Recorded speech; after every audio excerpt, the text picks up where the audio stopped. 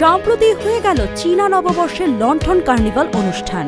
এর নাম রাখা হয় 2025 গ্রেটার বে এরিয়া লণ্ঠন কার্নিভাল।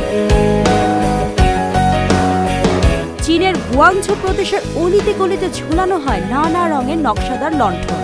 এই বর্ণিল উৎসব দেখতে ভিড় জমায় নানা দেশি বিদেশি পর্যটক। এই কার্নিভালে ছিল প্রায় 10,000-এরও বেশি লণ্ঠন। এই সকল লণ্ঠন রাতের আকাশকে করেছিল জমকালো। এই দৃশ্য অনেকে নিজেদের মুঠোফোনে বন্দী করে। উৎসবের পরিবেশকে আরও সুন্দর করতে আমরা এনেছি সাগর অঞ্চলের স্থানীয় সংস্কৃতির সাথে সম্পর্কিত জিগং লণ্ঠন। এগুলোতে আমরা ফুটিয়ে তুলেছি বৃহত্তর উপসাগরীয় অঞ্চলের স্মৃতি, হাজার বছরের উত্তরাধিকার সহ বণিক শহর, সেই সাথে আমাদের সমস্ত স্টাইল এবং খেলারও স্টাইল।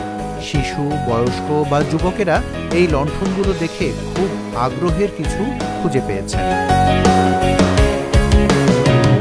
প্রায় 5টি ভিন্ন ভিন্ন থিমের 218টিরও বেশি নকশা করা লণ্ঠন ছিল দর্শকদের মূল আকর্ষণের বিষয়। এগুলোতে ফুটিয়ে তোলা হয় চীনা নানা ঐতিহ্য ও সংস্কৃতির চিত্র।